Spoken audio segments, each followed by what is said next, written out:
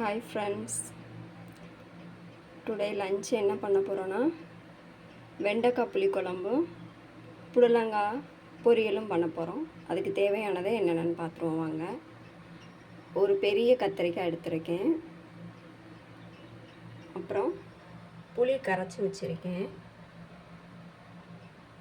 அடுத்து புடலங்காய் கூட்டு 2 புடலங்காய் எடுத்திருக்கேன், கட் பண்ணி வச்சுருக்கேன்.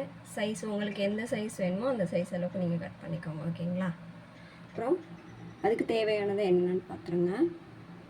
கருவேப்பிலை எடுத்து வச்சுருக்கேன், கொஞ்சோண்டு கடலைப்பருப்பு, 3 பட்டை எடுத்திருக்கேன், வெங்காயம் எடுத்திருக்கேன், உப்பு எடுத்திருக்கேன் தேவையான அளவு போட்டுக்கிறதுக்கு. அப்புறம் புளிக்குழம்புக்கு பெருங்காயத்தூள் வச்சுருக்கேன். இது புளிக்குழம்புக்கு, வத்த குழம்புக்கு, அப்புறம் சாம்பார், இந்த மாதிரி குழம்புக்கு மேக்ஸிமம் யூஸ் பண்ணலாம். யூஸ் பண்ணால் கொஞ்சம் டேஸ்ட் நல்லாயிருக்கும், அதுக்காக நான் எடுத்திருக்கேன். அடுத்து கட் பண்ணி வச்சுருக்கேன் பாருங்கள். புளிக்குழம்புக்கு ஒரு தக்காளி, 3 பச்சை மிளகா, அப்புறம் வெண்டைக்காய், கருவேப்பிலை, அப்புறம் வெங்காயம், அப்புறம் எண்ணெய் எடுத்து வச்சுருக்கேன். எண்ணெய், அடுத்து மல்லித்தூள், மிளகாத்தூள். வாங்க இப்போ எப்படி பண்ணலான்னு பார்ப்போமா.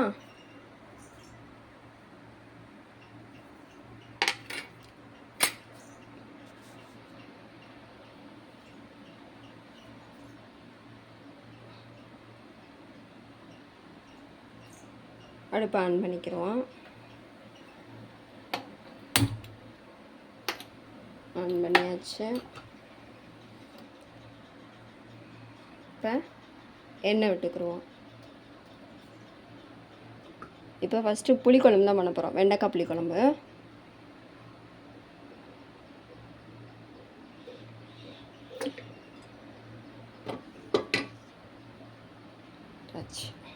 ஓகேங்களா.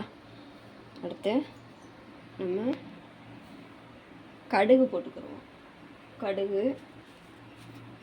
வெந்தயம் வேணால் போட்டுக்கோங்க. புளிக்குழம்புக்கு வெந்தயம் சேர்த்துக்கிறது நல்லது.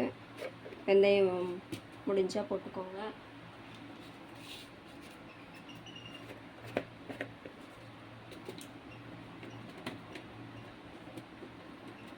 எண்ணெய் காயட்டும்.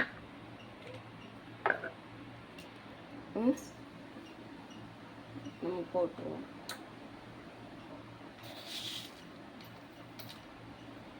கடுகு எடுத்தாச்சு, கடுகு போட்டுருவோம். கடுகு போட்டாச்சு. அடுத்து வெந்தயம் எடுத்துக்கிறோம். வெந்தயம் பாருங்கள் எவ்வளோ எடுத்திருக்கேன்னு, இவ்வளோ தான் எடுத்திருக்கேன், ஓகேங்களா. புளிக்குழம்புக்கு வெந்தயம் போடுறது கொஞ்சம் டேஸ்ட்டாக இருக்கும். போட்டுருவோம். இதை போட்டாச்சு.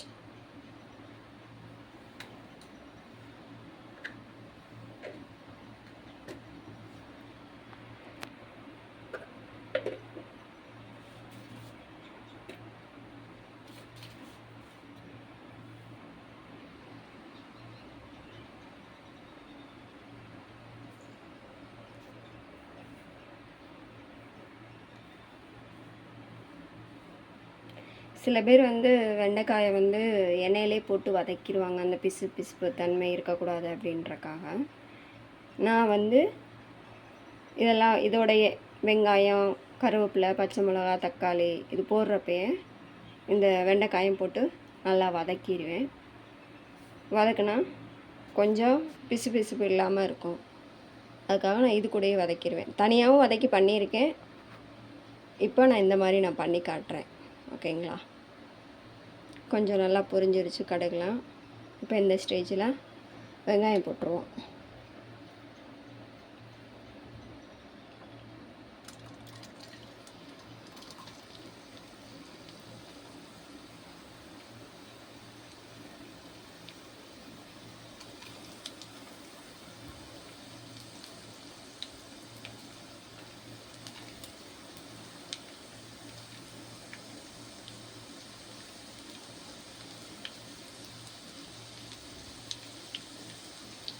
அடுத்து பச்சை மிளகா போட்டிருக்கேன்.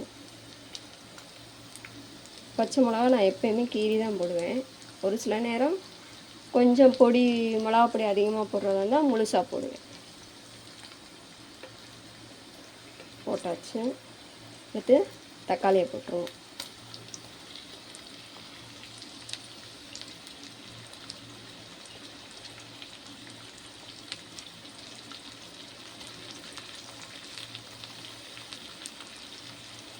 தக்காளியையும் போட்டாச்சு.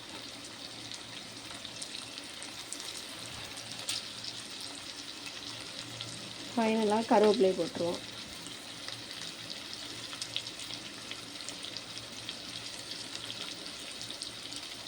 கருவேப்பிலையும் போட்டாச்சு.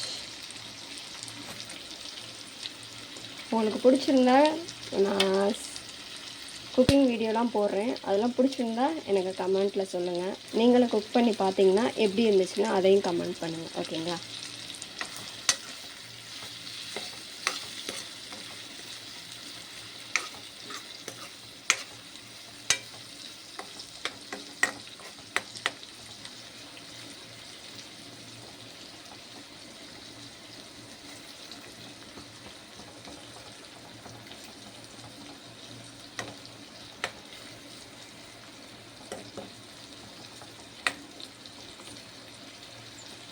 கொஞ்சம் நல்லா மசியட்டும்.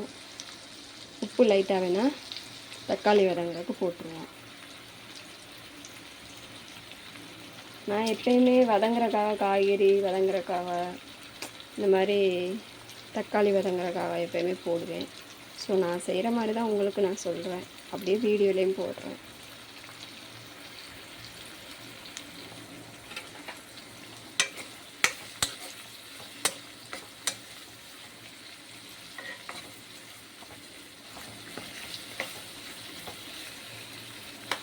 பார்த்தீங்களா உப்பு போடவும் எப்படி தக்காளி வந்து இதாகுதுன்னு. ஏன்னா தக்காளி வந்து சில நேரம் வந்து குழம்புக்கு வந்து அப்படியே கிடக்கும், குழம்புல முழுசாக மசியாமல் அப்படியே இருக்கும், டேஸ்ட்டும் இருக்காது. கொஞ்சம் தக்காளி மசிஞ்சு நல்லா இந்த மாதிரி நல்லா இது பண்ணால் தான் டேஸ்ட் கொடுக்கும் குழம்புக்கு.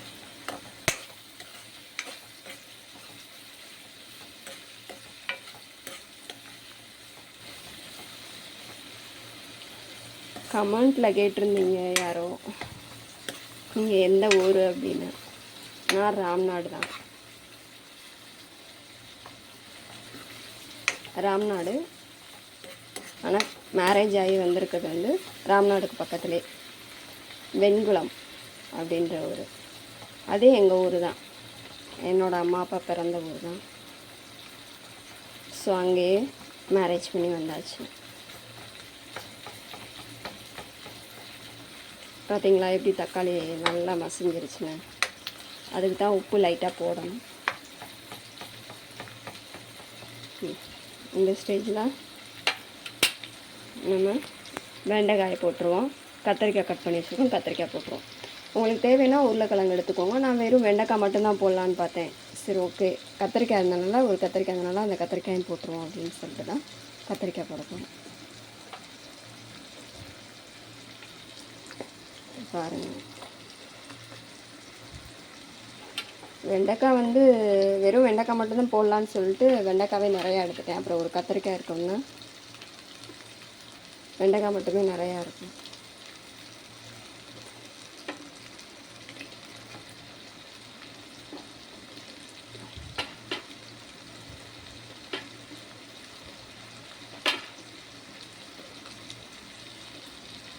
போட்டாச்சு.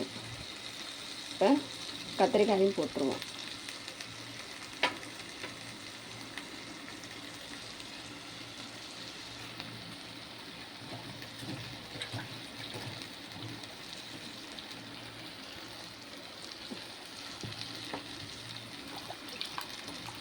ஒரே ஒரு பெரிய கத்திரிக்காய், நீங்கள் கத்திரிக்காய் போட்டாலும் சரி, இல்லை உருளைக்கிழங்கு போட்டாலும் சரி, எதுனாலும் சரி.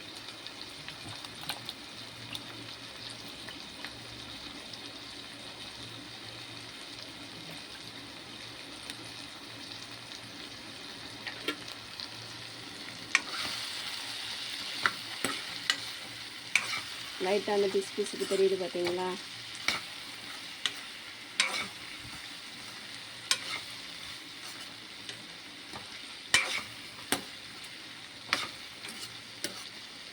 அந்த பிசு தன்மை வந்து நம்ம பொடி போட்ட பிறகு அது போயிடும். என்னோடய அம்மாலாம் எண்ணெயை ஃபஸ்ட்டு ஊற்றி எண்ணெயில் நல்லா வதக்கி எடுத்துருவாங்க. அப்போ பிசுப்பே இருக்காது. இன்னொரு டைம் பண்ணுறப்ப நான் அந்த மாதிரி பண்ணி காட்டுறேன் உங்களுக்கு. ஓகேங்களா?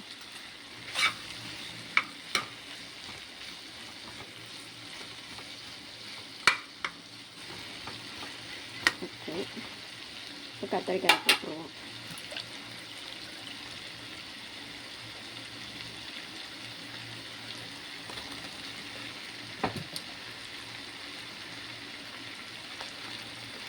போட்டாச்சு.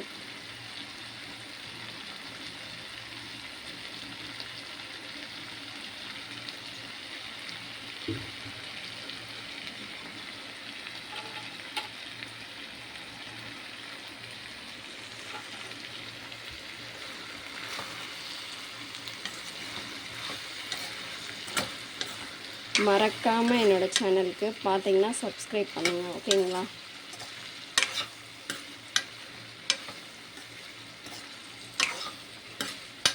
உங்களுக்கு பிடிக்கும்னு நினைக்கிறேன். நான் போடுற வீடியோஸ் எல்லாமே உங்களுக்கு பிடிக்கும்னு நினைக்கிறேன்.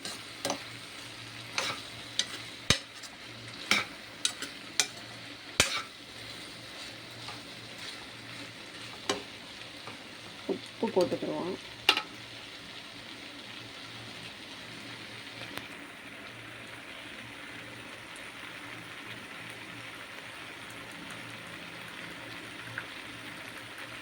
இது வந்து காய் வேகிறக்காக நான் போட்டுருவேன். ஓகேங்களா?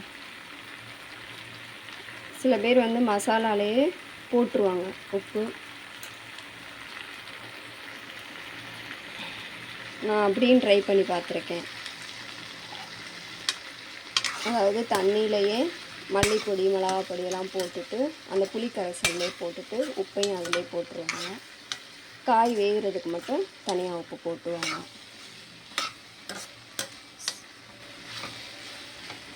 கத்திரிக்காய் ஸ்மெல்லாம் நல்லாயிருக்கும்.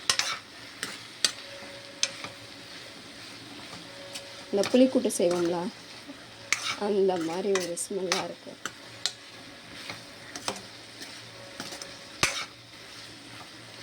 நேற்று நான் வெஜ்ஜு பிரியாணி போட்டேன். வெஜ்ஜு பிரியாணி வீடியோ உங்களுக்கு அப்லோட் பண்ணியிருந்தேன். அது எப்படி இருக்குன்னு பார்த்து சொல்லுங்கள், செஞ்சு பாருங்கள். கண்டிப்பாக நம்ம வீட்டு அரிசியிலே, நம்ம சாப்பிட்ற அரிசியிலே, அது ரேஸ் அரிசியாக இருந்தாலும் வேறு எந்த கடை அரிசியாக இருந்தாலும் செஞ்சு சாப்பிடுங்க, நல்லாயிருக்கும். இந்த ஸ்டேஜில் நம்ம வந்து பொடியெல்லாம் போட்டுருவோம்.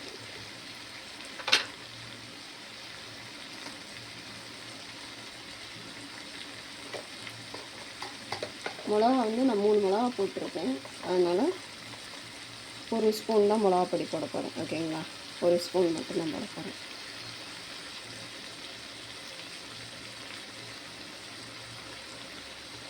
போட்டாச்சு. மல்லிப்பொடி 2 ஸ்பூன் போட போகிறேன்.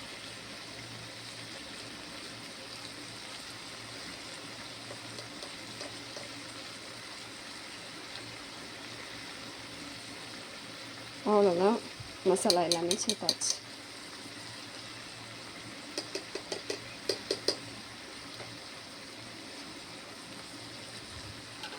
நல்லா இதையும் எண்ணெயில் வதக்கி விட்டுருவோம்.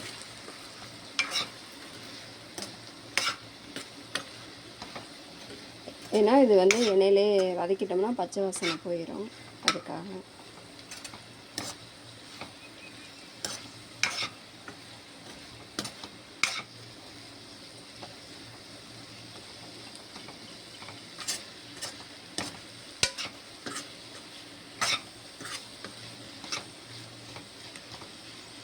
ரொம்ப லென்த்தாக ஆகுது வீடியோஸ்லாம். நான் இப்போ யூடியூபே ஃபஸ்ட்டு இப்போ தான் ஆரம்பிச்சிருக்கேன். ஸோ எனக்கு இதை பற்றி இதில் வந்து எப்படி எடிட் பண்ணணும் அதெல்லாம் எனக்கு தெரியவே தெரியாது. போக போக நான் கற்றுக்கிட்டு நான் எல்லாமே என்னோடய சேனலில் நான் போடுறேன். ஓகேங்களா? பாருங்கள், காய்கறியோட மசாலா எல்லாமே கோட் ஆயிடுச்சு, நல்லா மிக்ஸ் ஆகிடுச்சு பாருங்கள். எப்படி இருக்குன்னு பார்த்தீங்களா? நல்லா மிக்ஸ் ஆகிடுச்சு. இந்த ஸ்டேஜில் நம்ம புளியை கரைச்சி வச்சுருக்கோம்ல, அந்த தண்ணியை வந்து ஊற்றிடுவோம்.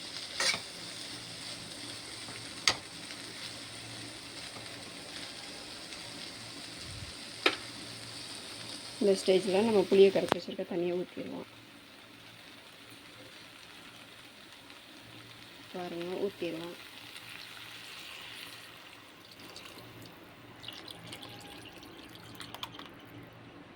ஊற்றியாச்சு.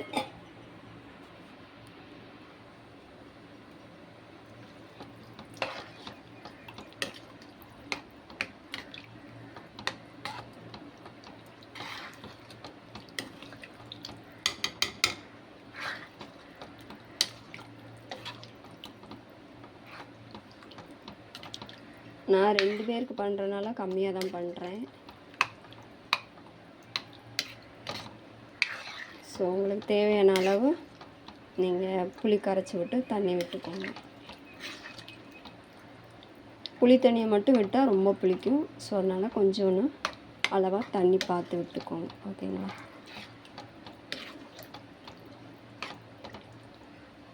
பாருங்கள் எப்படி இருக்குன்னு.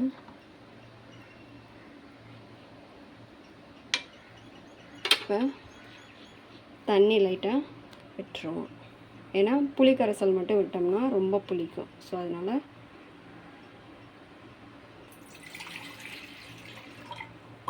தேவையான அளவு தண்ணி விட்டுருவோம். ஓகேங்களா? அவ்வளோதான், விட்டாச்சு. இப்போ உப்பு போட்டுருவோம்.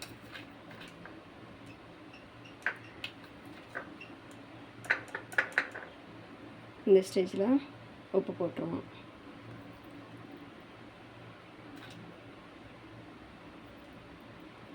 அவ்வளோதான்.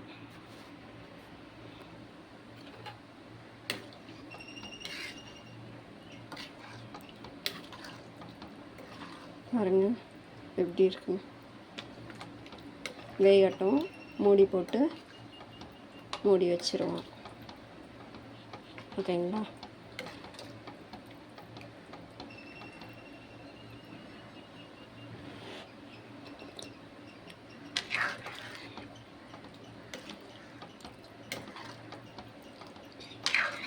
காரம்லாம் ஓகே, உப்புலாம் ஓகே. புளி மட்டும் லைட்டாக கூடின மாதிரி இருக்குது. அதுக்கு தான் தண்ணி விட்டேன். அப்படி இருந்தும் லைட்டாக இருக்குது. கொஞ்சம் லைட்டாக தண்ணி விட்டுக்குருவோம். ஓகே, அவ்வளோதான். ஓகேங்களா?